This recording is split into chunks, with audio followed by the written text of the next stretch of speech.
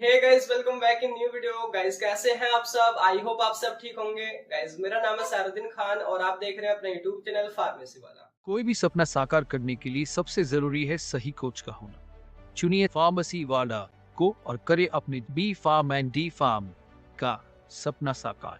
Download the app now. तो आज की जो वीडियो है, इस वीडियो में हम देखने वाले हैं वही जो हमारी फार्माकोलॉजी चल रही थी बीफार्म 6 सेमेस्टर में। तो यहाँ पे देखिए यूनिट फर्स्ट में हमने लास्ट वीडियो में कवर करा था nasal decongestant and respiratory stimulant. And ये हमारा चैप्टर यहाँ पे कवर हो गया था। इसमें सेकंड हमारा चैप्टर है वो है pharmacology of drugs acting on gastro intestinal tract यानी कि GIT। तो देखने वाले हैं कि जो GIT जो है यानी कि जो आपका डाइजेस्टिव जो ट्रैक्ट होता है वहाँ पे कौन कौन सी मेडिसिन काम करती है। यहाँ पे ना अलग अलग टॉपिक दे रखे हैं, इनको हम यहाँ पे बारी बारी से कवर करेंगे। पहले आज इस वीडियो में हम देखने वाले हैं एंटी अल्सर एजेंट या ड्रग, और ये कितने टाइप की होती है, उनका पूरा क्लासिफिकेशन और अल्सर वगैरह कैसे हो जाते हैं, सारा कुछ हम यहाँ पे समझने वाले हैं। बाकी मैं आपको यहाँ पे ना प्रीवियस क्वेश्चन पेपर दिखा देता हूँ। ये क्वेश्चन बहुत ही इंपॉर्टेंट है। जैसे कि आप यहाँ पे देखोगे कि एक बार क्वेश्चन है कि classify anti ulcer agent and right mode of action ADR and uses of proton pump inhibitor. इनका क्लासिफिकेशन पूछा है और यहाँ पे ना प्रोटोन पंप इनहिबिटर जो इसका एक क्लासेज है, इनकी टाइप है, तो उनका डिटेल में यहाँ पे पूछा गया है। सेकंड में अगर आप देखोगे यहाँ पे आया था आपको ये 2022-23 में, ये classify anti ulcer agent right the mode of action and uses of omeprazole. तो ओमेप्राजोल भी आपका ना PPI ही होता है, इनकी प्रोटोन पंप इनहिबिटर। तो ये इंपॉर्टेंट क्वेश्चन है, 7 या फिर 10 मार्क्स में यहाँ पे पूछा जाता है। तो देखते हैं इसके बारे में। तो स्टार्टिंग में हमारा टॉपिक होगा कि pharmacology of drug acting on gastro intestinal tract. तो हमारा GIT क्या होता है थोड़ा सा हम पहले रिकॉल कर लेते हैं, जो हम HAP में पढ़ चुके हैं। तो GIT जो आपने ये देखा होगा या पढ़ा होगा, जो आपका डाइजेस्टिव सिस्टम है जो माउथ से स्टार्ट होता है और आपके एनस पे ख़त्म होता है। इसमें सारे पार्ट यानी कि माउथ, उसके बाद ईसोफेगस और फिर आपका स्टोमक, और इस स्टोमक के साइड में कई आपके यहाँ पे मतलब कि ऑर्गन काम करते हैं, जैसे कि लिवर है, गॉल ब्लैडर है, पैनक्रियास है। देन स्टोमक के नीचे यहाँ पे जोड़ी होती है स्मॉल इंटेस्टाइन जो कि अंदर है, एंड ये जो है बाद में जोड़ी होती है लार्ज इंटेस्टाइन से, और एनस पे यहाँ पे ख़त्म होता है। तो ये जो सारा ही है इसी को हम बोलते हैं गैस्ट्रो इंटेस्टाइनल ट्रैक्ट, या हिंदी में बोले तो आहार नाल या डाइजेस्टिव ट्रैक्ट। तो सिंपल आप कैसे डिफाइन करोगे कि GIT also known as digestive tract, it is a series of organ that work together to digest food and absorb nutrient. तो ये एक सीरीज़ होती है ऑर्गन्स की, इसमें कई सारे ऑर्गन्स हैं जो अभी आपने देखे स्टार्टिंग से लेके लास्ट तक। तो एक तरीके से सीरीज़ में ये अरेंज है, और इनका मेन काम होता है जो भी आप खाना खा रहे हैं उसको पचाना और वहाँ से ना न्यूट्रिएंट्स को लेना, जो कि आपके ब्लड में एब्जॉर्ब होते हैं, देन वहाँ से आपको एनर्जी वगैरह मिलती है। ठीक है। एंड इसमें कौन कौन से ऑर्गन इन्वॉल्व्ड हैं, जैसे कि आपका mouth, oesophagus, stomach, small intestine, large intestine, rectum, anus, liver, pancreas and gall bladder. जो सारी चीज़ें आप यहाँ पे देख रहे हैं वही सारी चीज़ें इसमें इन्वॉल्व होती हैं। अब हमारे यहाँ पे जो फार्माकोलॉजी में पढ़ना है ना वो ये है कि यहाँ पे कुछ टॉपिक दे रखे हैं, जैसे कि एंटी अल्सर एजेंट, फिर नेक्स्ट में है कॉन्स्टिपेशन और डायरिया में जो मेडिसिन यूज़ होती हैं वो, फिर अपेटाइट स्टिमुलेंट एंड उसके सप्रेसेंट हैं, डाइजेस्टेंट हैं, कार्मिनेटिव हैं, इमेटिक्स एंड एंटी इमेटिक्स हैं। तो ये जो है ना सारी ऐसी डिसीज़ हैं या तो ऐसी मेडिसिन है जो इसी जो पूरा डाइजेस्टिव ट्रैक्ट है यहाँ पे यूज़ की जाती हैं। जैसे कि आज हमारा सबसे पहला जो टॉपिक है वो है anti ulcer agent. Anti ulcer, anti का मतलब होता है अपोज करना, अल्सर का मतलब होता है घाव हो जाना या छाले हो जाना, कहाँ पे, आपके स्टोमक में। तो स्टोमक में जब भी छाले हो जाते हैं या घाव हो जाता है उसको हम बोलते हैं गैस्ट्रिक अल्सर हो गए या फिर पेप्टिक अल्सर हो गए। आपने सुना भी होगा कि मेरे पेट में बहुत ज़्यादा जलन हो रही है, चुभन हो रही है, तो कई बार वहाँ पे ना अल्सर हो जाते हैं। तो ये एक डिसीज़ होगी किसकी, डाइजेस्टिव ट्रैक्ट की या फिर बोले तो GIT की। अभी इसी को हम यहाँ पे डिटेल में देखने वाले हैं। तो यहाँ पे देखिए सबसे पहले हम बात करते हैं एंटी अल्सर एजेंट के बारे में, एंड बाकी यहाँ पे जो नोट्स लिखे हुए हैं इनको फार्मेसी वाला ऐप से डाउनलोड कर सकते हैं। आप सिंपली ना प्ले स्टोर पर सर्च कर सकते हैं और ऐप को डाउनलोड कर लेना, या फिर आपको लिंक ना डिस्क्रिप्शन में मिल जाएगा कि कैसे आपने डाउनलोड करने हैं नोट्स को, आप उसको चेक कर सकते हैं। तो यहाँ पे देखिए वर्ड को हम ब्रेक करते हैं, एंटी प्लस अल्सर। एंटी का मतलब होता है अगेंस्ट यानी कि उसके अपोजिट, एंड अल्सर का मतलब होता है सोर या फिर लेजन, यानी कि जो आपका स्टोमक है या फिर GIT ट्रैक्ट की यहाँ पे हम बात करें तो उसमें घाव हो जाना, उसकी लाइनिंग में घाव हो जाना। जैसे कि मैं यहाँ पे आपको रियल इमेज दिखा देता हूँ। ये आपका ना स्टोमक है, ये आपका ईसोफेगस, ये स्टोमक, और नीचे यहाँ से आपकी स्मॉल इंटेस्टाइन स्टार्ट होती है, और स्मॉल इंटेस्टाइन का जो सबसे पहला पार्ट है उसको हम ड्यूडेनम कहते हैं। ठीक है, आपने पढ़ा भी होगा। तो यहाँ पे आप देख रहे हो ना ये कुछ इस तरीके से ना यहाँ पे घाव हो जाते हैं। इन्हीं घावों को हम यहाँ पे कहते हैं अल्सर हो जाना, है ना। अगर कई बार हमारी बॉडी के बाहर भी घाव हो जाते हैं या छाले हो जाते हैं, उसको भी हम अल्सर कहते हैं। लेकिन इसको हम बोलेंगे पेप्टिक अल्सर। पेप्टिक अल्सर का मतलब है कि आपकी जीआईटी में अल्सर हो जाना, ठीक है। तो एंटी अल्सर कौन सी ड्रग होगी? ऐसी ड्रग जो इन्हीं अल्सर को या तो होने से रोकती हैं या फिर जब अल्सर हो गए होते हैं उनको ट्रीट करती हैं। तो सिंपल कैसे डिफाइन करोगे कि anti ulcer agent are those drug which are used to prevent और to treat ulcer in the gastrointestinal tract. यानी कि या तो जीआईटी में अल्सर होने वाले होते हैं तो उसको होने से ही रोक देती हैं पहले, या फिर जब हो चुके होते हैं तब उनको ट्रीट करती हैं। तो वो हमारी एंटी अल्सर एजेंट है। अब यहाँ पे आपको डिसीज समझ आई कि हमको ना पेप्टिक अल्सर हो रहे हैं। अब हम डिटेल में यही समझेंगे कि आखिर पेप्टिक अल्सर है क्या, कैसे वो होते हैं, उसके कॉजेज़ हम देखेंगे, उसके सिम्टम देखेंगे, एंड मेन इंपॉर्टेंट हो जाएगा इसका यहाँ पे पैथोफिजियोलॉजी, कि आखिर ये जो घाव है वो कैसे डेवलप होता है, क्या क्या यहाँ पे सारी फिजियोलॉजी यहाँ पे इन्वॉल्व है। तो देखते हैं, देखिए सबसे पहले अब हेडिंग आपकी डलेगी पेप्टिक अल्सर। पेप्टिक का मतलब होता है जीआईटी यानी कि डाइजेस्टिव ट्रैक्ट, एंड अल्सर यानी कि घाव हो जाना। तो आप कैसे डिफाइन करोगे कि पेप्टिक अल्सर आर सोर और लीजन यानी कि घाव in the lining of oesophagus, stomach और the first part of small intestine यानी कि ड्यूडेनम। तो यहाँ पे जो अल्सर है ना वो 3 जगह हो सकते हैं आपकी जीआईटी में। या तो गैस्ट्रिक अल्सर हो सकते हैं। गैस्ट्रिक का मतलब होता है देखो जस्ट स्टोमक, एब्डोमेन, यानी कि जो आपका ये वाला पार्ट है इसको आप गैस्ट्रिक बोलोगे, और इसमें जो भी फ्लूइड भरा होगा उसको आप गैस्ट्रिक लिक्विड या गैस्ट्रिक एसिड बोलते हैं। या जो भी सारी चीज़ें होती हैं ना इसमें बस टर्म जुड़ जाती है गैस्ट्रिक। गैस्ट्रिक का मतलब होता है स्टोमक से रिलेटेड। तो अगर स्टोमक में अल्सर हुए तो गैस्ट्रिक अल्सर। अगर इस ईसोफेगस जो आपकी ऊपर वाली ये नली है जो आप देख रहे हैं ये वाली ईसोफेगस, अगर इसमें अल्सर हो गए तो उसको हम बोलेंगे ईसोफेगल अल्सर। अगर ड्यूडेनल में अल्सर हो गए, ड्यूडेनम यानी कि जो ये आपका पार्ट स्टार्ट होता है स्मॉल इंटेस्टाइन का, जैसे कि यहाँ पे जो पार्ट है स्मॉल इंटेस्टाइन का, अगर यहाँ पे अगर अल्सर हो गए तो उसको हम बोलते हैं ड्यूडेनल अल्सर, ठीक है। अभी आपको समझ आए कि अल्सर जो है पेप्टिक अल्सर वो 3 जगह हो सकते हैं, वो 3 टाइप के होते हैं। अब बात करते हैं क्या क्या दिक्कतें देखी जाती हैं या बोलते क्या क्या सिम्टम होते हैं अगर आपके यहाँ पे अल्सर हो गए हैं, कहाँ, जीआईटी में। सबसे पहला है एब्डोमिनल पेन। ऑब्वियस सी बात है कि जब आपके स्टोमक की लाइनिंग में घाव हो जाएंगे तो आपको पता होगा कि हमारे स्टोमक में एसिड होता है जो कि हमारे फूड को मतलब कि पचाता है और जो भी माइक्रोब वगैरह आते हैं उनको किल करता है। तो वो बहुत ज़्यादा हार्ड एसिड है तो वो आपके उसी घाव पर लगेगा और बार बार वहाँ पे जलन होगी और वहाँ पे आपके एब्डोमिनल में पेन होगा, ठीक है। सेकंड, इंडाइजेशन और हार्ट बर्न। इंडाइजेशन का मतलब कि आपका खाना अच्छे से नहीं पचेगा। हार्ट बर्न का मतलब है कि वहाँ पे ना आपके पेट में बहुत ज़्यादा एसिडिटी होगी, बहुत ज़्यादा जलन होगी। नेक्स्ट है लॉस ऑफ एपेटाइट, भूख की कमी हो जाएगी। नोज़िया एंड वॉमिटिंग भी देखी जाएगी। ब्लोटिंग एंड फुलनेस यानी कि गैस वगैरह से आपका पेट भी फूला फूला सा रहेगा। तो ये अभी आपने सिम्टम देखे हैं कि जब पेप्टिक अल्सर हो जाता है तो क्या क्या दिक्कतें यहाँ पे देखी जाती हैं। अब मेन चीज़ है कि आखिरी किन वजह से होता है। अगर आपने वजह समझ ली ना तो आप उसको ठीक भी कर सकते हैं, उसको ट्रीट कर सकते हैं। सबसे पहले इसकी वजह होती है एक्सेसिव स्टोमक एसिड, यानी कि आपको मैंने जैसे कि बोला या आपको पता भी होगा कि हमारे स्टोमक में एसिड होता है जिसको हम गैस्ट्रिक एसिड यानी कि HCl हाइड्रोक्लोरिक एसिड बोलते हैं। तो अगर उसका ओवर प्रोडक्शन होने लग जाए तो ओवर प्रोडक्शन होगा तो क्या होगा, उसकी जो ये लाइनिंग है यानी कि जो हमारे स्टोमक की लाइनिंग है वहाँ पे ना ये जलन करेगा और इसको घाव पैदा कर देगा। यानी कि अगर वहाँ पे बहुत ज़्यादा एसिड बन रहा है तब भी ये दिक्कत देखी जाएगी। दूसरे जो रीज़न है यहाँ पे मेन वो है आपका हेलिकोबैक्टर पाइलोरी, जिसको हम शॉर्ट में H पाइलोरी कहते हैं। एक बैक्टीरिया होता है जो कि कई बार हम कुछ चीज़ें खा रहे होते हैं या पी रहे होते हैं उसके दौरान वो हमारे स्टोमक में एंटर कर जाता है और स्टोमक की जो लाइनिंग है यानी कि यही लाइनिंग जो उसकी लेयर्स हैं यहाँ पे म्यूकोजा नाम की एक लेयर होती है उसमें जाके वो बैठ जाता है और उसको ना वो क्या करता है, डैमेज करने लग जाता है और उसकी वजह से भी यहाँ पे घाव हो जाते हैं। तो अभी आपने ने 2 कोज देखे हैं, या तो एसिड बहुत ज़्यादा बन रहा है तभी दिक्कत देखी जाएगी या फिर H पाइलोरी बैक्टीरिया की वजह से होता है। थर्ड है कि रेगुलर यूज़ ऑफ नसेट्स, जो नॉन स्टेरॉइडल एंटी इन्फ्लामेटरी जो आपकी ड्रग होती है जिनको हम नॉर्मली पेन किलर बोलते हैं। एस्प्रिन होगी आपकी, आइबुप्रोफेन है, नेप्रोक्सेन है, डाइक्लोफेनेक है, कीटोफेनेक है। तो ये जो सारी आपकी ड्रग जो आपने पेन किलर पढ़ी होंगी फार्माकोलॉजी में 4th या फिर 5th सेमेस्टर में, तो अगर आप उनको रेगुलरली यूज़ करते हैं तो तब भी आपके पेट में एसिड का प्रोडक्शन बढ़ जाता है और उसकी वजह से क्या होता है, यहाँ पे अल्सर हो जाते हैं। अभी हम इसको देखेंगे आगे। नेक्स्ट है एक्सेस एल्कोहल कंजप्शन, बहुत ज़्यादा आप एल्कोहल को कंज्यूम कर रहे हैं या स्मोकिंग वगैरह आप बहुत ज़्यादा कर रहे हैं तो तब भी रिस्क बढ़ जाता है पेप्टिक अल्सर का। एंड कुछ होते हैं जेनेटिक फैक्टर या जेनेटिक डिसऑर्डर, माता पिता से भी ये चीज़ें यहाँ पे ट्रांसफ़र हो रही होती हैं, किसमें जो भी बेबी वगैरह हो रहे होते हैं। तो अभी आपने कॉजेज़ देखे हैं, अब हम बात करते हैं यहाँ पे पैथोफिजियोलॉजी ऑफ पेप्टिक अल्सर, कि आखिर पेप्टिक अल्सर यानी कि ये जो घाव हैं आपके स्टमक में कैसे डेवलप होते हैं।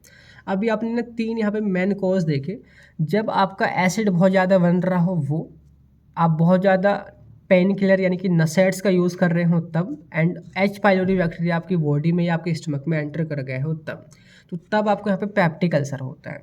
देखो नसेड्स यानी कि आप मेडिसिन यूज़ कर रहे हैं वो तो आपके ऊपर डिपेंड कर रहा है, ठीक है, आप उसको कम भी कर सकते हैं, ज़्यादा भी कर सकते हैं, वो एक अलग चीज़ होगी, उसको भी हम बाद में समझेंगे। लेकिन मेन जो यहाँ पे रोल है ना पेप्टिक अल्सर को डेवलप कराने में, पेप्टिक अल्सर जो मेन जिस वजह से होते हैं वो है एक्सेस प्रोडक्शन ऑफ एसिड, अगर आपके स्टमक में बहुत ज़्यादा एसिड बन रहा है तब। सेकंड कॉज है यहाँ पे, सेकंड मोस्ट कॉज है यहाँ पे एच पाइलोरी बैक्टीरिया। तो पहले हम एच पाइलोरी बैक्टीरिया को थोड़ा सा मैं आपको बता दूं कि एच पाइलोरी बैक्टीरिया जो होता है जब आपके स्टमक में पहुंच जाता है, किसी भी वजह से वो पहुंच सकता है, जिसकी नॉर्मली कोई माइक्रोब पहुंचता है आपकी बॉडी में। अब आप बोलोगे कि ये एसिड में कैसे सर्वाइव कर जाता है, तो इसके पास ना एक बहुत किफ़ायती एक चीज़ होती है, मैं आपको बताऊं कि एच पाइलोरी बैक्टीरिया ना एक एंजाइम को प्रोड्यूस करता है, यूरिएज नाम का एंजाइम, ठीक है। यूरिया जो एंजाइम है वो यूरिया को ना अमोनिया में कन्वर्ट करता है ना, यूरिया को अमोनिया में। और अमोनिया आपको मालूम होगा कि ये हमारा बेसिक होता है नेचर में, तो जहाँ जहाँ ये बैक्टीरिया पहुँचता है स्टमक में वहाँ वहाँ का जो पीएच है वो बढ़ा रहता है, यानी कि वो एसिडिटी जो होती है ना स्टमक की वहाँ से थोड़ी गायब हो जाती है। तो ये जो आपका बैक्टीरिया है एच पाइलोरी वो ईजिली हाई एसिडिक इन्वायरमेंट में भी सर्वाइव कर जाता है, और सर्वाइव करने के बाद जहाँ वो मिकोसा में रहता है उस मिकोसा को, उस लेयर को, जो स्टमक की लेयर उसको डैमेज कर देता है और वहाँ पे अल्सर वगैरह हो जाते हैं। एक ही आपने कोज समझ लिया कि कैसे इसकी पैथोफिजियोलॉजी शॉर्ट में। लेकिन मेन जो है जो आपने समझना वो है excess production of acid. Acid क्यों बन रहा है इतना ज़्यादा, क्या वजह हो सकती है, अगर आपने ये समझ लिया तो आप ये भी समझ जाएंगे कि आप एसिड को कैसे बनने से रोक सकते हैं, जो कि इसकी मेडिसिन काम करेंगी। क्लियर है। अब हम समझते हैं कि आखिर स्टमक में एसिड बनता कैसे है। स्टोमक में एसिड बनने से पहले थोड़ी उसकी ना एनाटोमी एंड फिजियोलॉजी आपने समझनी है।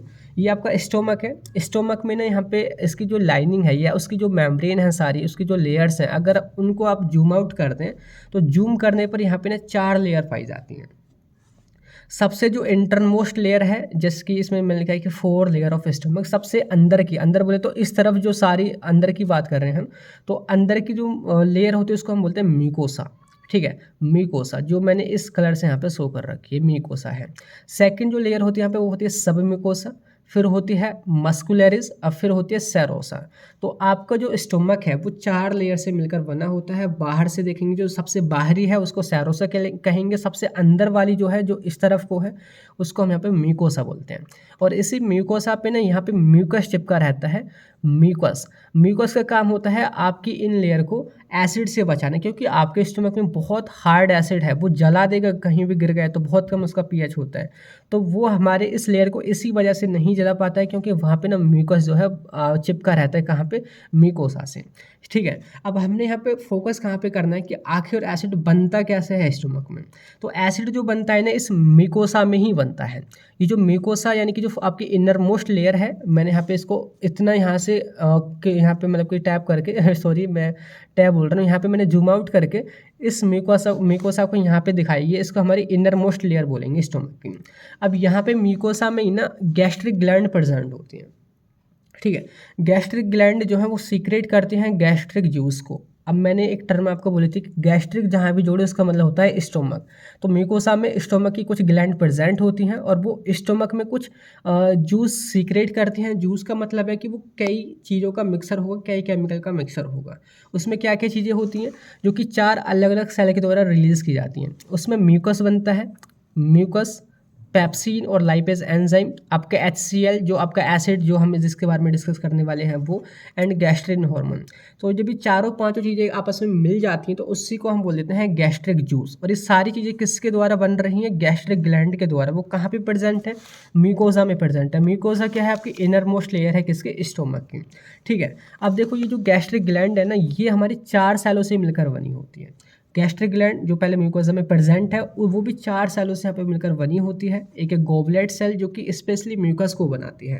म्यूकस का काम आपको मैंने बता दिया, जो आपके लेयर है उनको एसिड से बचाना। सेकंड जो आपकी लेयर है वो है सेल है वो है चीफ सेल, जो कि दो एंजाइम को रिलीज करती है, पेप्सिन नाम का और एक लाइपेज नाम का। पेप्सिन एंजाइम का काम है प्रोटीन को डाइजेस्ट कराना, लाइपेज एंजाइम का काम है लिपिड को डाइजेस्ट कराना। थर्ड जो आपकी जो सेल है वो है पैराइटल सेल, जो कि मेन सेल यहाँ पे होने वाली, जिसको हम डिस्कस करेंगे, क्योंकि वही जो है आपका HCl बनाती है। अभी हमारा क्वेश्चन क्या उठ रहा था यहाँ पे कि आखिर HCl कैसे बनता है और वो क्यों ज़्यादा बनने लग जाता है। तो यहाँ पे पैराइटल सेल ही HCl को बनाती हैं, जो कि कहाँ प्रेजेंट है, गैस्ट्रिक ग्लैंड में। चौथी आपकी सेल है जी सेल, जो कि रिलीज करते हैं गैस्ट्रिन हार्मोन को। गैस्ट्रिन हार्मोन का काम भी HCl के प्रोडक्शन को ही बढ़ाना होता है, अभी हम आगे देखेंगे। ठीक है, तो अभी आपको समझ आया कि कहाँ से ये सारी चीज़ स्टार्ट हो रही है स्टमक में।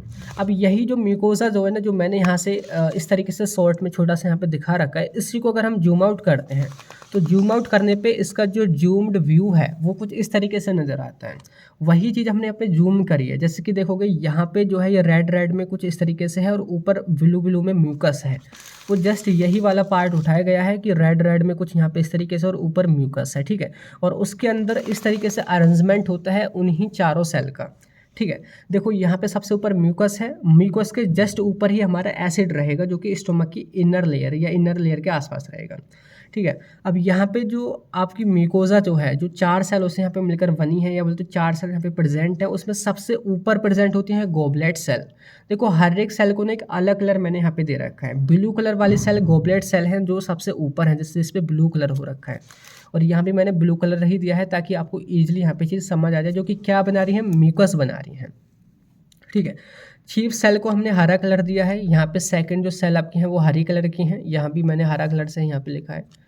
थर्ड जो है आपका पैराइटल सेल, जो कि मेन हम समझने वाले हैं, जो कि बीच में यहाँ पे आपको शो हो रही है पिंक कलर में, जो कि एसिड बनाएगी यानी कि HCl। जी सेल जो कि हमारा गैस्ट्रिन हार्मोन बनाएगी, जो कि लास्ट में है। तो इस तरीके से हमने ये म्यूकोजा का जूम्ड व्यू देखा है। तो अब आपने जो फोकस करना है वो इन तीनों सेलों को छोड़ के इस पैराइटल सेल पे फोकस करना है, क्योंकि एसिड को यही बना रही है। अब इसको अगर हम बात करें, जूम आउट करें, तो एक छोटी सी सेल है नॉर्मल, हमने सेल पढ़ी थी ना, सेल में क्या होता है सारा म्यूकस मेम्ब्रेन वगैरह होती है, सेल मेम्ब्रेन वगैरह सारा पूरा उसका जो भी फंक्शन के लिए ज़रूरी होती है सारी चीज़ें होती हैं। अब इसी को हम जूम करते हैं, छोटा सा है ना, इसी को हम बड़ा देखते हैं कि कैसा ये होता है। तो यहाँ पे कुछ इस तरीके से ये अरेंजमेंट है। अब आप घबराना मत, बहुत ही सिंपल तरीके से मैं समझाऊंगा, आप जिस जिस चीज़ पे मैं बोलूँ उस पर आप फोकस करना। देखो अभी पहले आप यहाँ पे देखोगी, ये आपकी ना सेल है कुछ इस तरीके से, जस्ट एज्यूम करो ये सेल है। ठीक है, ये सेल मेम्ब्रेन यहाँ पे दिखाई गई है। अब सेल मेम्ब्रेन के बाहर इधर जो है ना ब्लड है, और इधर आपका ल्यूमेन पार्ट है। ल्यूमेन पार्ट का मतलब होता है इनर पार्ट ऑफ स्टोमक। जैसे आप ऐसे समझो कि यहाँ पे हमारी ये सेल है, ठीक है, तो ये सेल सपोज हमारी यहाँ पे है, तो इधर का पार्ट हमारा ल्यूमेन कहा जाता है, अंदर वाला पार्ट, और इसके इस तरफ यानी कि इस तरफ जो है ना सेल ब्लड बह रहा होता है, या बोले तो ब्लड वेसल्स होती हैं। अब इसको अगर हम जूम आउट करें तो एक तरफ ब्लड बह रहा है, एक तरफ आपका ल्यूमेन है। ठीक है, अब वही जो व्यू है यहाँ पे दिखाया गया कि इस तरफ ब्लड बह रहा है, इस तरफ आपका ल्यूमेन यानी कि आपके जो स्टोमक का इनर पार्ट है। ठीक है, अब यहाँ पे देखोगे ना, ये जो आपके सेल मेम्ब्रेन है, या बोले तो ये आपकी जो पैराइटल सेल है, इस पे ना 4 रिसेप्टर प्रेजेंट होते हैं। इन्हीं रिसेप्टर का काम आप समझोगे, और उसके द्वारा ही यहाँ पे एसिड वगैरह बनेगा। यहाँ पे जो है एक है हिस्टामिन रिसेप्टर, अभी बस समझ लो, इसी से आपको ना क्लासिफिकेशन भी समझ आ जाएगा, जिससे आपका हिस्टामिन आकर के वाइंड होता है। यहाँ पे है गैस्ट्रिन रिसेप्टर, वही गैस्ट्रिन जो कि यहाँ पे हार्मोन रिलीज हो रहा है, यहाँ पे उसका रिसेप्टर प्रेजेंट होता है। ठीक है, पैराइटल सेल में। तीसरा है यहाँ पे एसिटाइल कोलिन रिसेप्टर, जिसको हम ACH शॉर्ट में लिख दे रहे हैं, ACH यानी कि एसिटाइल कोलिन रिसेप्टर। एक आपका प्रोस्टाग्लैंडिन रिसेप्टर। तो यहाँ पे 4 तो रिसेप्टर प्रेजेंट होते हैं, और यहाँ पे 2-3 ना यहाँ पे कुछ, जैसे कि एक पंप है यहाँ पे, प्रोटॉन पंप, जिसको हम यहाँ पे ना पोटेशियम हाइड्रोजन एटीपेज पंप भी बोलते हैं। तो अभी हम सभी का फंक्शन देखेंगे, जस्ट आप समझो कि ये चीज़ यहाँ पे प्रेजेंट है। एक यहाँ पे है पोटेशियम चैनल, एक यहाँ पे है एक यहाँ पे है देखो क्लोराइड चैनल, और यहाँ पे एक है आपका वाई कार्बोनेट क्लोराइड चैनल। तो यहाँ पे ये जो सारी चीज़ें हैं इस तरीके से प्रेजेंट होती हैं। जस्ट आपने ये तो समझो लिखना ही है कि ये यहाँ पे चीज़ें प्रेजेंट हैं। ठीक है, अब पहले कहानी हम ये समझते हैं कि आखिर एसिड बनना कहाँ से स्टार्ट होता है, फिर हम देखेंगे कि ज़्यादा क्यों बनता है। तो सबसे पहले देखो यहाँ पे हमारा ब्लड बह रहा है, ब्लड में ना 3 चीज़ें यहाँ पे जो हम फोकस कर रहे हैं कि 3 चीज़ें ब्लड से हमको मिलती हैं। कार्बन डाइऑक्साइड देखो ब्लड में प्रेजेंट होती है, जो कि हम बॉडी से बाहर भी निकाल रहे होते हैं, यानी कि CO2। क्लोराइड आयन भी ब्लड में प्रेजेंट होते हैं और वाटर भी यहाँ पे ब्लड में ही प्रेजेंट होता है। अब यही जो तीनों चीज़ें हैं ये डिफ्यूज़ होकर के हमारी एंटर करते हैं कहाँ, पैराइटल सेल में। आप सबसे पहले यहाँ पे फोकस करो, स्टार्टिंग यहाँ से हो रही है कि वाटर प्लस CO2 जो हमको कहाँ से मिल रहा है, ब्लड से मिल रहा है। वाटर एंड CO2 मिल करके कार्बनिक अनहाइड्रेज नाम का एक एंजाइम है, उसकी प्रेजेंस में कार्बोनिक एसिड बनाते हैं, यानी कि H2CO3 बनाते हैं। ठीक है, H2CO3 जो है फर्दर यहाँ पे जो है डिसोसिएट होता है 2 आयंस में, हाइड्रोजन आयन और बाइकार्बोनेट आयन। हाइड्रोजन आयन जो होता है ये जो है इस प्रोटॉन पंप से बाहर निकाल दिया जाता है ल्यूमेन की तरफ, यानी कि स्टोमक में ये रिलीज़ कर दिया जाता है। स्टोमक में यानी कि ल्यूमेन की तरफ ये किसकी मदद से बाहर जाता है, प्रोटॉन पंप की मदद से। प्रोटॉन पंप जिसको हम यहाँ पे पोटेशियम हाइड्रोजन ATPase पंप भी बोल रहे हैं। अगर हाइड्रोजन बाहर जा रहा है तो पोटेशियम इसकी मदद से अंदर आएगा। तो इतना आपको समझ आया। अभी हमने जो है H+ आयन जो है ल्यूमेन में पहुंचा दिया है। अब आपको पता होगा कि HCl बनाने के लिए हमको Cl आयन भी यानी कि क्लोराइड आयन भी चाहिए होंगे। अब जैसे कि यहाँ पे जो आपका कार्बोनिक एसिड था जो ब्रेक हुआ था बाइकार्बोनेट आयन और H+ आयन में, तो यही जो बाइकार्बोनेट आयन है यहाँ पे जो एक चैनल है बाइकार्बोनेट क्लोराइड चैनल, तो इसकी मदद से ये बाहर चला जाता है और इसके बदले में जो क्लोराइड आयन जो कि ब्लड में ऑलरेडी प्रेजेंट है वो यहाँ पे एंटर कर देता है। और यही जो क्लोराइड जो आयन एंटर किया है ये क्लोराइड चैनल से जो है कहाँ पे, यानी कि ल्यूमेन में पहुँच जाता है। इधर से H+ आयन गए, इधर से Cl- आयन गए, यानी कि आपका HCl यहाँ पे बन गया। अब आप बोलेंगे ठीक है हमारे यहाँ पे HCl बन गया, लेकिन अब इन सारे रिसेप्टर का क्या रोल है, इनका क्या फंक्शन है। देखो अभी जस्ट आपने समझा कि HCl कैसे बन रहा है। अब यहाँ पे जो रिसेप्टर है ना सारे, ये इसी HCl के बनने की जो प्रोसेस है ना उसको इन्फ्लुएंस करते हैं या अफेक्ट करते हैं, या तो कम करेंगे या फिर ज़्यादा करेंगे। अब सबसे पहले देखो हम समझते हैं हिस्टामिन। हिस्टामिन के बाद देखिए अब हम बात करते हैं H2 रिसेप्टर के बारे में, जो कि हमारा हिस्टामिन का रिसेप्टर है। आपने ना मेडिसिनल केमिस्ट्री 5th सेम में भी पढ़ा होगा, एंटी हिस्टामिन ड्रग। तो वहाँ पे H2 एंटागोनिस्ट भी आपने पढ़े होंगे। तो थोड़ा सा समझो कि हिस्टामिन जो कि आपका क्या है, ऑटोकोइड है, आपने पढ़ा होगा 5th सेम में। तो हिस्टामिन जब भी इस रिसेप्टर से बाइंड होता है तो क्या करेगा, देखो जैसे ही हिस्टामिन अपने रिसेप्टर से बाइंड होगा ना तो वो एक एंजाइम है एडेनिल साइक्लेज, जिसको हम शॉर्ट में ना AC बोल देते हैं, ये AC को स्टार्ट कर देगा, है ना।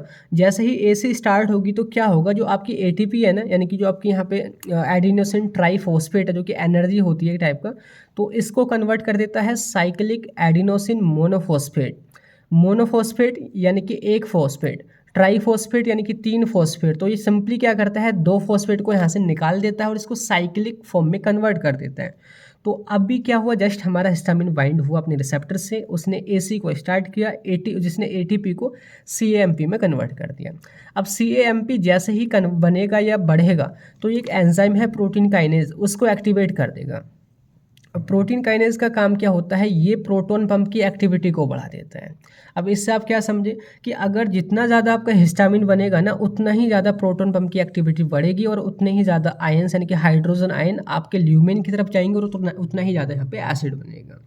क्या हो कि हम ऐसे हिस्टामिन के रिसेप्टर को ब्लॉक कर दें, मतलब कुछ ना कुछ हमारी यहाँ पे कमी आ जाएगी एसिड के बनने में। तो पहला जो रिसेप्टर है उसका रोल आपको समझ आया कि कैसे ये काम करता है। सेकंड आपका गैस्ट्रिन का रिसेप्टर। गैस्ट्रिन जो कि आपका हार्मोन है जो कि G सेल से रिलीज होता है, वो यहाँ पे आके वाइंड होता है। जैसे ही गैस्ट्रिन अपने रिसेप्टर से वाइंड होता है तो वो जो है 2 चीज़ बनाता है, IP3 प्लस डैग। IP3 का मतलब है इनोसिटोल ट्राइफॉस्फेट, एक केमिकल है इनोसिटोल ट्राइफॉस्फेट, एंड एक है डैग यानी कि डाई एसाइल ग्लिसरॉल। तो 2 ये आपके केमिकल बनते हैं जो कि कैल्शियम आयन की कंसंट्रेशन को बढ़ाते हैं। ठीक है, जस्ट आप सिंपल ये भी याद रख सकते हैं कि जैसे ही गैस्ट्रिन अपने रिसेप्टर से बाइंड होता है तो कैल्शियम आयन की कंसंट्रेशन बढ़ती है। जैसे ही कैल्शियम आयन की कंसंट्रेशन बढ़ती है तो वो प्रोटीन काइनेज की एक्टिविटी को बढ़ाता है, या बोलते प्रोटीन काइनेज एंजाइम को एक्टिवेट करता है। और अभी हमने बोला था कि प्रोटीन काइनेज क्या करता है, वो प्रोटॉन पंप की एक्टिविटी को बढ़ाता है। क्या हो कि अगर हम इसी को बंद कर दें गैस्ट्रिन के रिसेप्टर को तो कुछ हद तक हमारा एसिड जो ज़्यादा बन रहा है वो यहाँ पे कम हो जाएगा। ठीक है, अब तीसरा है देखिए यहाँ पे वो है एसिटाइल कोलिन रिसेप्टर, उसका भी सेम यही काम है। एसिटाइल कोलिन यानी कि उसको मस्करेनिक रिसेप्टर भी बोल सकते हैं। जिससे हमारा एसिटाइल कोलिन नाम का ट्रांसमीटर जो कि हमारा पैरासिम्पैथेटिक नर्वस सिस्टम में रोल निभाता है, वो न्यूरोट्रांसमीटर यहाँ पे आके बाइंड होता है। जैसे ही वो बाइंड होता है वो भी IP3 डैग ही बनाता है और वो भी कैल्शियम आयन की कंसंट्रेशन को ही बढ़ाता है। दोनों का यहाँ पे सेम ही काम है। जैसे ही कैल्शियम आयन की कंसंट्रेशन बढ़ेगी यानी कि प्रोटीन काइनेज एंजाइम जो है वो यहाँ पे एक्टिवेट होगा और वही काम करेगा यानी कि प्रोटॉन पंप की एक्टिविटी को बढ़ा देगा। ठीक है, तो इन तीनों वजह से अब आपको समझ आए कि ये जो तीनों जो रिसेप्टर है ना, ये एसिड के प्रोडक्शन को ना इन्फ्लुएंस कर रहे हैं, अफेक्ट कर रहे हैं, तो कम कर देंगे या फिर ज़्यादा कर देंगे। ठीक है, अब यहाँ पे आप एक चीज़ पे और फोकस करो कि जैसे ही यहाँ पे ये ना सारी चीज़ ना बैलेंस में रहती हैं, जैसे कि यहाँ से हाइड्रोजन बाहर जा रहा है ना, तो उसी के बदले में पोटेशियम यहाँ पे अंदर आ रहा है। फिर ये जो पोटेशियम है दूसरे अपने चैनल से यहाँ पे जो है पोटेशियम आयन चैनल यहाँ से बाहर भी निकल जाता है। ठीक है, तो इस तरीके से सारी चीज़ यहाँ पे बैलेंस रहती है। ऐसे ही आप यहाँ पे देखोगे कि जैसे यहाँ पे Cl- अंदर आ रहा है उसके बदले में जस्ट बाइकार्बोनेट आयन बाहर भी चला जा रहा है, ताकि यहाँ पे सारी चीज़ यहाँ पे बैलेंस रहे। तो इस तरीके से ये प्रोसेस हो रही होती है। एंड यहाँ पे एक और इम्पोर्टेंट रिसेप्टर है, वो है प्रोस्टाग्लैंडिन रिसेप्टर। प्रोस्टाग्लैंडिन रिसेप्टर जो आपने प्रोस्टाग्लैंडिन पढ़ा होगा, जिसकी वजह से आपको पेन यानी कि दर्द भी होता है, फीवर भी इसी की वजह से होता है। तो प्रोस्टाग्लैंडिन अपने रिसेप्टर से जब भी बाइंड होता है ना, तो ये करता क्या है, ये प्रोटॉन पंप की एक्टिविटी को कम कर देता है। अब आप क्या समझे कि अगर हम कुछ ऐसी मेडिसिन दें जो कि प्रोस्टाग्लैंडिन को कम करती हों, तो उससे क्या होगा, यहाँ पे प्रोटॉन पंप की एक्टिविटी कम हो जाएगी। ठीक है, लेकिन अभी आपने एक चीज़ देखी कि जो हमारी non steroidal anti inflammatory drug है, यानी कि जो पेन किलर जो होती हैं, पेन किलर का काम ही यही होता है प्रोस्टाग्लैंडिन को कम करना। यानी कि अगर प्रोस्टाग्लैंडिन कम हुआ तो वो अपने रिसेप्टर से बाइंड ही नहीं होगा। जब प्रोस्टाग्लैंडिन बाइंड नहीं होगा मतलब कि यहाँ पे जो प्रोटॉन पंप की एक्टिविटी है वो कम ही नहीं होगी, वो और ज़्यादा यहाँ पे जो आपका HCl है वो यहाँ पे प्रोड्यूस होगा। ठीक है, आई होप जो सारी जो फिनोमिना है, सारी जो पैथोफिजियोलॉजी आपको समझ आ गई होगी कि कैसे ये जो सारे रिसेप्टर्स हैं, एसिटाइल कोलिन का हुआ या फिर प्रोस्टाग्लैंडिन का हुआ या गैस्ट्रिन का या आपका हिस्टामिन का, ये कैसे यहाँ पे एसिड प्रोडक्शन में रोल निभाते हैं और एसिड यहाँ पे कैसे बनता है। अगर मैंने जैसे कि स्टार्टिंग बोला था कि नॉर्मली एसिड ऐसे ही बनता है, आपका वाटर है, CO2 है, यहाँ पे कार्बोनिक अनहाइड्रेज एंजाइम है और आपका बाइकार्बोनेट आयन बना, यहाँ से Cl- अंदर आते हैं, यहाँ से H+ यहाँ से अंदर पहुँच जाते हैं, आपका ल्यूमेन में एसिड बन जाता है। तो आपको कंडीशन समझ आए कि कैसे यहाँ पे एसिड बन रहा है और वो क्यों ज़्यादा प्रोड्यूस होता है। अब यहाँ पे देखिए हम बात करते हैं उन ड्रग की जो कि एंटी अल्सर या तो अल्सर को ठीक करने में यूज़ होती हैं। यहाँ पे अगर उनको हम क्लासीफाई करें ना, इन्हें 4 टाइप की होती हैं। सबसे पहला है gastric acid secretion inhibitor. Gastric acid मतलब कि HCl के जो सीक्रेशन को इनहिबिट करती हैं, वो ड्रग का एक अलग टाइप हो गया। गैस्ट्रिक एसिड न्यूट्रलाइजर, यानी कि जब गैस्ट्रिक एसिड बहुत ज़्यादा ऑलरेडी बन चुका है, अब उसको न्यूट्रलाइज करना, गैस्ट्रिक एसिड जब ज़्यादा बन चुका है उसको न्यूट्रलाइज करना, मतलब कि वहाँ पे हम कोई बेसिक ड्रग देंगे जो कि एसिड के साथ रिएक्ट करके सॉल्ट बनाएगा या पीएच का, हमारे जो स्टमक के पीएच है उसको बढ़ाएगा। नेक्स्ट है अल्सर प्रोटेक्टिव। तो अभी तक की जो मेडिसिन जो काम कर रही थी ना, वो अल्सर को होने से रोक रही थी, लेकिन अल्सर प्रोटेक्टिव यानी कि जब अल्सर हो चुके होते हैं ना, तब ये दी जाती हैं अल्सर को ठीक करने में या उसको प्रोटेक्ट करने में। क्योंकि अल्सर बन गए ना, उसमें ना जख्म हो गया, जख्म में अगर आप एसिड जाएगा या एसिड उससे टच भी होगा ना तो बहुत दर्द होगा, तो ये वहाँ पे काम करती हैं। लास्ट में है एंटी H पाइलोरी, यानी कि ये जो आपका बैक्टीरिया जो अभी आपने देखा था H पाइलोरी बैक्टीरिया, इसको ना किल करके काम करती है। बारी बारी से फट से हम देख लेते हैं। पहले गैस्ट्रिक एसिड सीक्रेशन इनहिबिटर, यानी कि वही ड्रग जो कि गैस्ट्रिक एसिड के सीक्रेशन को इनहिबिट करके काम करेंगी, जो कि यहाँ पे 4 टाइप की होती हैं। ब्रॉडली यहाँ पे क्लासीफाई करें तो H2 एंटीहिस्टामिन और एंटीकोलिनर्जिक्स, प्रोटॉन पंप इनहिबिटर और प्रोस्टाग्लैंडिन एनालॉग। H2 एंटीहिस्टामिन आपने बहुत फेमस सुनी होंगी, सिमेटिडीन है, रैनिटिडीन है, फेमोटिडीन है, जो कि अक्सर हम खा रहे होते हैं एंटीबायोटिक्स के साथ, कि एंटीबायोटिक्स का ना एक साइड इफेक्ट होता है, वो अपने आपके स्टमक में ना एसिडिटी कॉज करती हैं, तो तब ये दी जाती हैं। ऐसे एंटीकोलिनर्जिक प्रोपेंथाइजिन, प्रेंजेपाइन है, ऑक्सीफेनोनियम है। PPI यानी कि प्रोटॉन पंप इनहिबिटर, जो कि गैस की मेडिसिन के नाम से भी जानी जाती हैं, जैसे कि ओमेप्राजोल है, पेंटोप्राजोल है, लैंसोप्रोजोल है, जो कि खाली पेट खाई जाती है।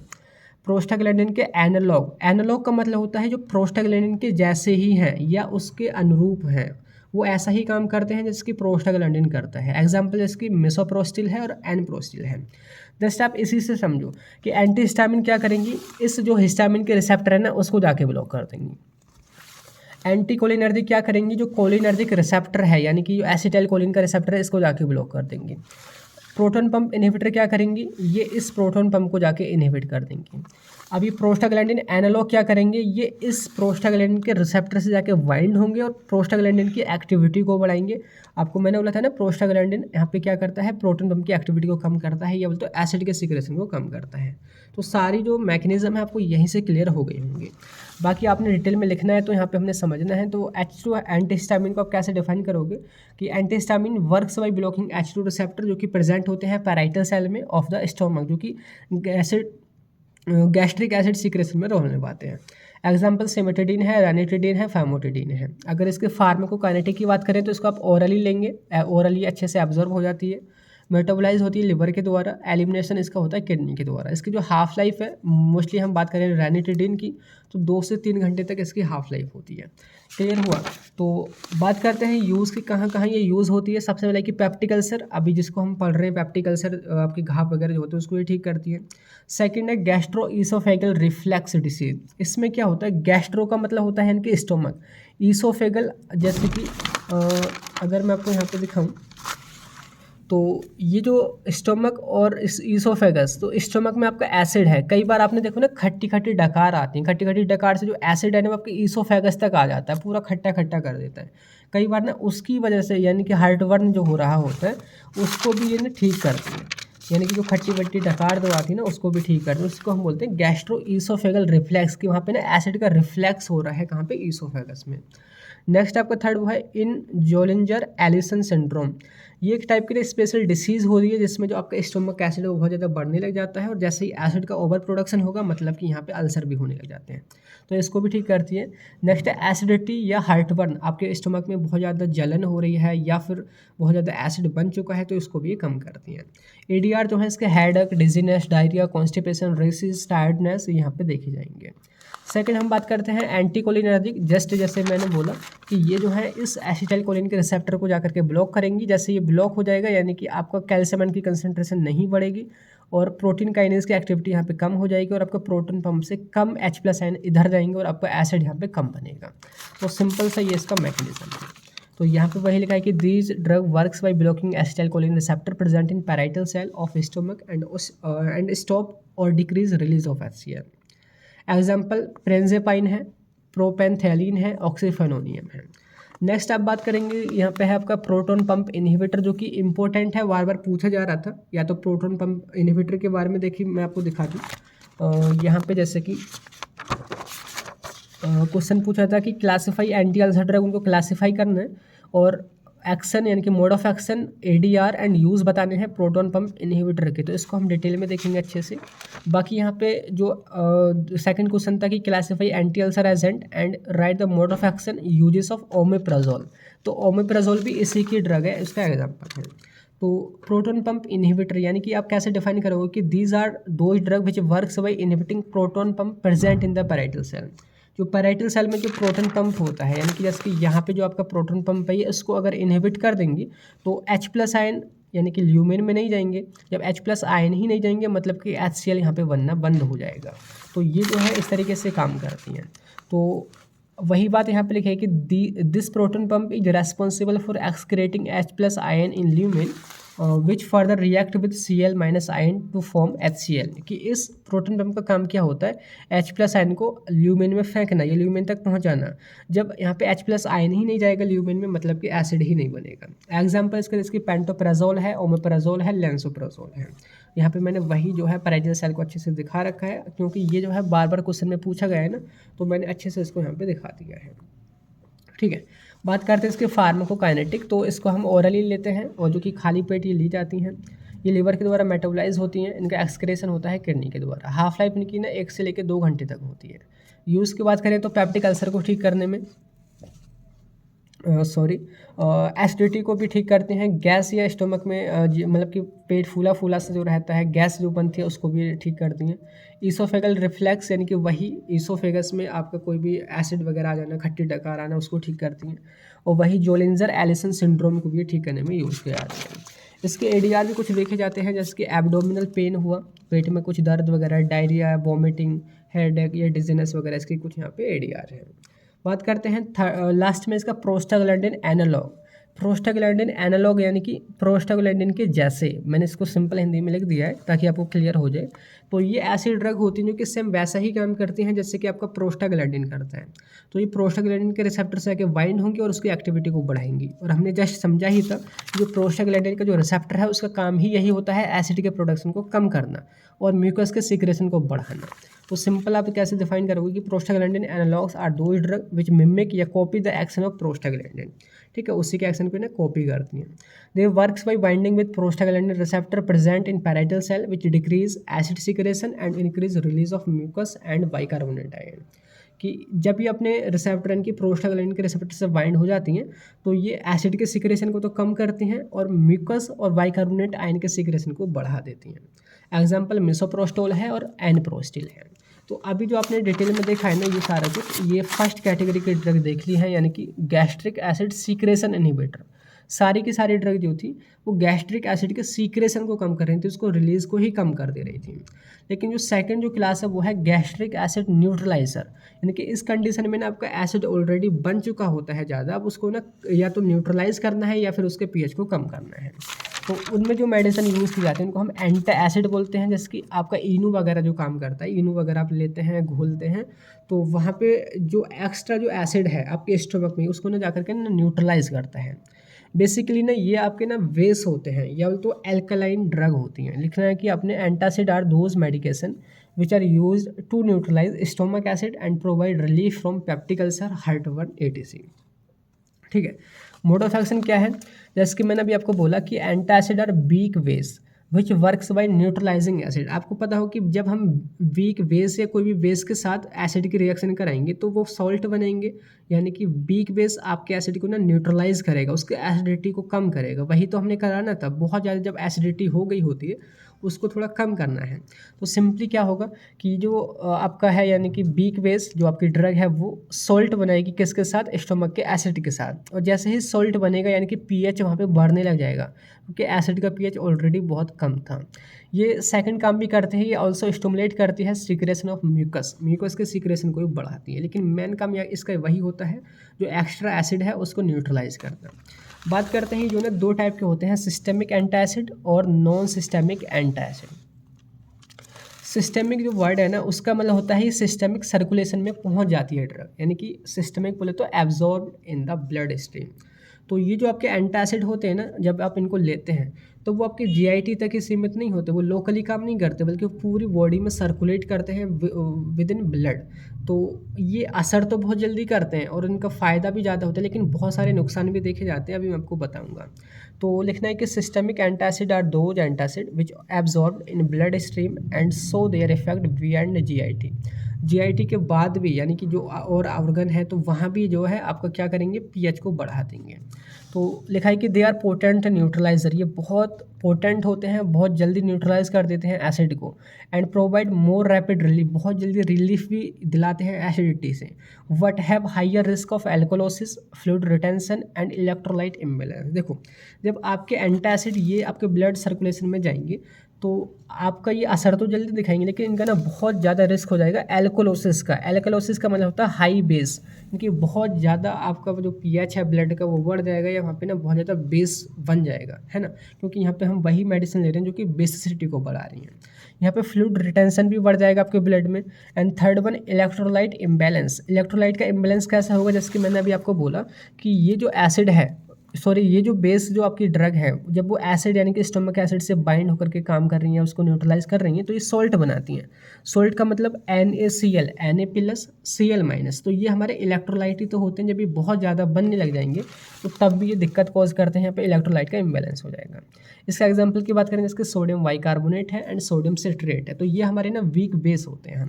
ये काम कैसे करते हैं, जैसे कि सोडियम बाइकार्बोनेट आपका NaCO3 है, जब ये एसिड के साथ रिएक्ट करता है तो ये सॉल्ट NaCl बनाता है और कार्बोनिक एसिड भी बनाता है H2CO3 जो कि फर्दर ब्रेक होता है वाटर एंड CO2 में। तो यहाँ पे ना CO2 गैस भी रिलीज होती है जो कि दिक्कत करती है, बार बार आपके पेट को थोड़ा फुला करके रखती है, या बार बार आप जम्भाई से ले रहे होते हैं। आपने देखा होगा ना, जब भी आप इनू वगैरह पीते हैं तो डकार आती है थोड़ी, तो वो CO2 ही आपकी बाहर निकल रही होती है। तो ये इसके होगी थोड़े ड्रॉबैक।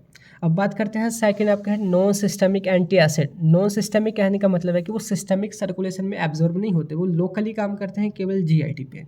तो these antacid do not absorb in blood stream and they act locally in the GIT while neutralizing acid. Example इसके एल्यूमिनियम हाइड्रोक्साइड है, मैग्नीशियम हाइड्रोक्साइड है, कैल्शियम कार्बोनेट है। ये मोस्टली ना कॉम्बिनेशन में दिए जाते हैं क्योंकि इनके ना कुछ साइड इफेक्ट देखे जाते हैं।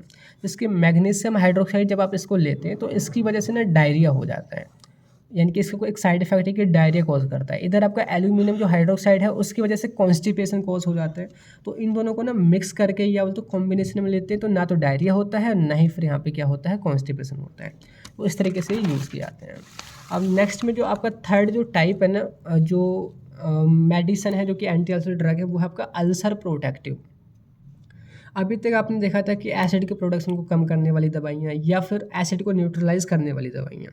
अब यहाँ पे कंडीशन ऐसी है कि आपके स्टमक में ना ऑलरेडी बन चुका है अल्सर। अब अल्सर बन गया है तो वहाँ पे हो रही है बहुत ज़्यादा जलन। तो उसी अल्सर को ना किसी मेडिसिन की मदद से उस पर लेयर बना करके उसको प्रोटेक्ट करना, तो वही मेडिसिन यहाँ पे कही जाएंगी अल्सर प्रोटेक्टिव। तो these are those drug which are given after formation of ulcer. ये अल्सर बनने के बाद दी जाती है, ना कि अल्सर बनने से पहले। ठीक है। They works by protecting the ulcer by forming layer and promotes healing of existed ulcer and reduce the risk of ulcer recurrence. ये मेडिसिन करती क्या है, जो अल्सर हो रहा होता है ना, घाव हो रहा होता है, वहाँ पे जाकर के ना एक लेयर बना देती हैं, उसके ऊपर एक लेयर बना देती है। जैसे लेयर बन जाएगी तो वहाँ पे जो एसिड जो आपके स्टमक में है जो कि बहुत ज़्यादा जलन कर रहा है, वो वहाँ पे एसिड नहीं पहुँच पाएगा और धीरे धीरे जो आपका एग्जिस्टेड अल्सर है वो यहाँ पे ठीक होने लग जाएगा। ठीक है। एग्जाम्पल इसके जिसके सुकराल फेट है और बिस्मथ सबसिट्रेट है। लेकिन इसका ना एक ADR 2 ADR भी देखे जाते हैं, जिसके सुकराल फेट के खाने की वजह से ना कॉन्स्टिपेशन कब्ज़ की बीमारी हो जाती है, कब्ज़ हो जाता है। एंड बिस्मथ सबसिट्रेट अगर आप लिक्विड फॉर्म में लेते हैं, लिक्विड फॉर्मुलेशन उसकी लेते हैं, तो वो थोड़ा ना डार्क रहता है। तो डार्क होने की वजह से ना जो आपके दांत होते हैं, आपकी जीभ होती है, या आपका स्टूल भी जो होना निकलने वाला होता है वो भी ना डार्क हो जाता है। तो इसका थोड़े ADR है। बात करते हैं लास्ट में एक और ड्रग है आपकी एंटी H पाइलोरी ड्रग। हमने समझा था ना, पाइलोरी बैक्टीरिया होता है, H पाइलोरी बैक्टीरिया, जिसकी मैं आपको दिखा दूँ। ये स्टोमक है ना, स्टोमक की जो यहाँ पे म्यूकोसा जो मेम्ब्रेन है, जो सबसे इनर मोस्ट लेयर है, वहाँ पे जाके यही जो बैक्टीरिया है H पाइलोरी बैक्टीरिया जाकर ना वो सर्वाइव कर रहा होता है और वो आपकी इसी म्यूकोसा को ना डैमेज करता है। डैमेज करने की वजह से यहाँ पे घाव हो जाते हैं, उसी को हम यहाँ पे अल्सर बोल रहे हैं। तो ये जो हमारी ड्रग है बेसिकली एंटीबायोटिक्स होंगी जो कि इस बैक्टीरिया को किल करेंगे। तो लिखना है कि anti Helicobacter pylori medications works by killing H pylori bacteria present in the GIT। जो ये बैक्टीरिया प्रेजेंट होता है GIT में, उसी को ना किल करके काम करती हैं। मैंने यहाँ पे लिखा है कि H pylori bacteria usually acquired during childhood which further travel to stomach and live in mucosal lining of stomach and duodenum. मैंने बोला कि हम खेल रहे होते हैं या कुछ भी काम कर रहे होते हैं, खा रहे होते हैं, पीते हुए, तो उसके दौरान ही यही H पाइलोरी बैक्टीरिया आपकी बॉडी में एंटर कर जाता है। एंटर करने के बाद ट्रैवल करता है स्टोमक तक, ये स्टोमक तक पहुंच जाता है और स्टोमक में पहुंचने के बाद जो म्यूकोजा मेम्ब्रेन है वहाँ पे जाके ये रहने लग जाता है। तो वहाँ पे ये प्रोड्यूस करता है यूरिएज एंजाइम, जो कि मैंने आपको बोला था, जो कि हाइड्रोलाइज करता है यूरिया को इनटू अमोनिया में, यूरिया को अमोनिया में कन्वर्ट करता है। अमोनिया हमारी बेसिक नेचर की होती है, तो वहाँ का pH बढ़ने लग जाता है आसपास का, तो ईजिली ये हाई pH में रहने लग जाता है क्योंकि जो एसिड है वो यहाँ पे आकर के न्यूट्रलाइज होने लग रहा होता है। तो it survived in this environment and damage gastric mucosa. तो ईजिली वहाँ पे सर्वाइव कर लेता है और वहाँ पे फिर गैस्ट्रिक म्यूकोसा को डैमेज करने लग जाता है, जिसकी वजह से पेप्टिक अल्सर होता है। अब ये काम कैसे करती है, सिंपल वही है कि the drug work by killing और inhibiting the growth of Helicobacter pylori bacteria. उसी को किल करके या उसकी ग्रोथ को रोक करके काम करती हैं। इनको हमने मोस्टली कॉम्बिनेशन में देते हैं। प्रोटॉन पंप इनहिबिटर जो आपने देखी थी, ओमेप्राजोल है, लेंसोप्राजोल है, पेंटोप्राजोल, उनके साथ में कॉम्बिनेशन में दी जाती है। एग्जाम्पल हमारी सारी एंटीबायोटिक हैं, जिसके एमोक्सिसिलिन है, क्लैरिथ्रोमाइसिन है और मेट्रोनिडाजोल है और टेट्रासाइक्लिन है। ठीक है। तो इस तरीके से जो है ना सारा कुछ आपका यहाँ पे कवर हो जाता है, जो कि अभी हमने कवर करा है डिटेल में। एंटी अल्सर एजेंट, वो अल्सर क्या होते हैं, किस वजह से होते हैं, क्या सिम्टम है, क्या पैथोफिजियोलॉजी है, फिर सारा कुछ हमने देखा उनका क्लासिफिकेशन एंटी अल्सर ड्रग का। तो यही मैंने बताना था। आई होप आपको क्लियर हो गया होगा। नेक्स्ट वीडियो में हम देखेंगे drug for constipation and diarrhoea. तो मिलते हैं, तब तक के लिए bye bye, thank you, have a nice day.